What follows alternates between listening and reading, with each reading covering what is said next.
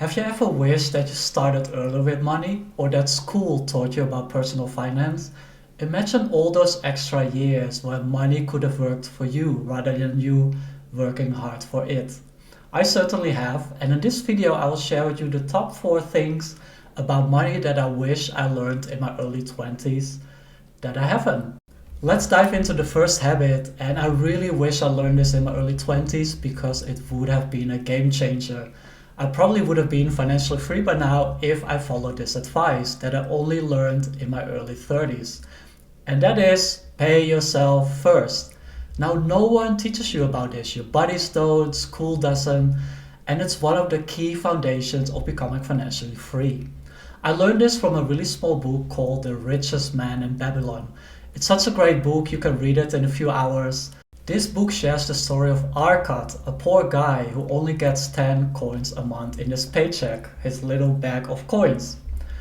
He learned a lesson that out of those 10 coins, every month he should take out 1 coin and pay himself first. Now, imagine your paycheck is like a delicious pizza. Rather than slicing up and serving those slices to your bills, to your expenses, make sure that you slice the first slice and pay yourself first. To make it even easier, imagine that your paycheck is £10. When you get your paycheck of £10, pay yourself 1 coin first. Or if you get £1,000, pay yourself £100.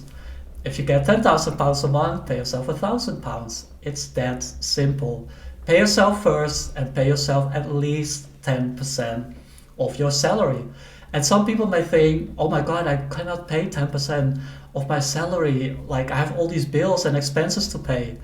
No, those are excuses, and that's a scarcity mindset. As soon as you get your salary, set up an automated transfer to another account so you don't even see it and you won't miss it. That way your emotions can't interfere and you don't say, oh my God, I can't afford it. It's already gone.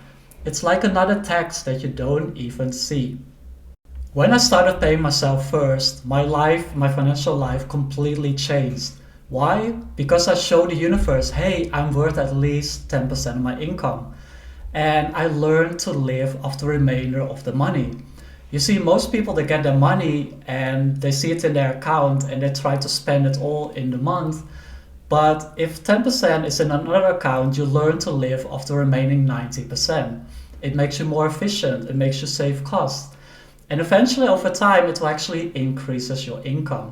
The second money habit that I wish I learned in my early 20s was that the rich don't work for money. And actually I did learn this lesson in my early 20s, but I didn't really apply it until in my 30s. You see, 10 years ago, I moved from Australia to Bangkok, Thailand. And I remember going into Siam Paragon, which is this beautiful shopping mall in the center of Bangkok. And up on the higher levels, they had this beautiful, gorgeous bookshop called Kinokuniya. And in this personal growth section, they had this whole shelf with books from Robert Kiyosaki. And one of the books I picked up there was Rich Dad Poor Dad. I'm sure that you heard of it. And in this book, the first lesson is that the rich don't work for money. And I was reading it and I'm like, the rich don't work for money? Like, of course they do. That's why they are rich. And I kind of forgot that lesson until a couple of weeks ago. I was asked in a podcast interview to explain the concepts of Rich Dad Poor Dad. And I was revisiting those lessons and I thought, it's actually true. I reread it and I learned that the rich don't work for money. No, they work to acquire assets, and the assets pay them the money, that pay them the income. And I had to learn this the hard way because over the past 5 years, I've been living in London. And every time I go for a pay rise, at least 50% of that pay rise goes to the tax office. So it's like I work hard and I get a bit more money, but most of it goes to tax. The reason is that earned income has the highest tax brackets, whereas other types of income like portfolio income, dividend income, and business income have lower rates of tax. And often for those types of income, you can deduct your expenses. Whereas people who are employees, they can hardly deduct any expenses at all. So their full income is taxed, including all of their pay rises.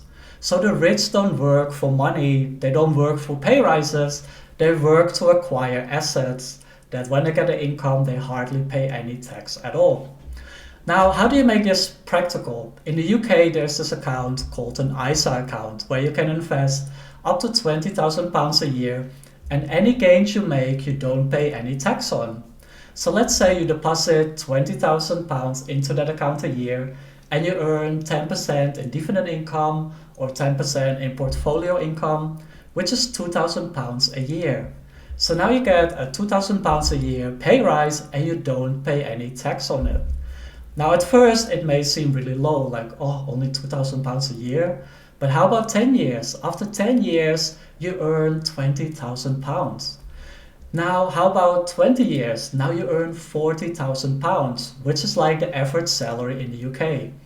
And this doesn't even take into account the compounding effect if you reinvest those 10% returns back into your account for compounded growth. So in my opinion, anyone can become financially free within 10 to 20 years by following this simple strategy. Also remember, if you use the ISA account, the £40,000 that you earn after 20 years is tax-free. In order for you to earn £40,000 a year after tax, you need to have a salary of at least £55,000. So don't forget this lesson, and I really wish that I learned this in my early 20s. I would have made so much more money in my life. I would have been financially free by now.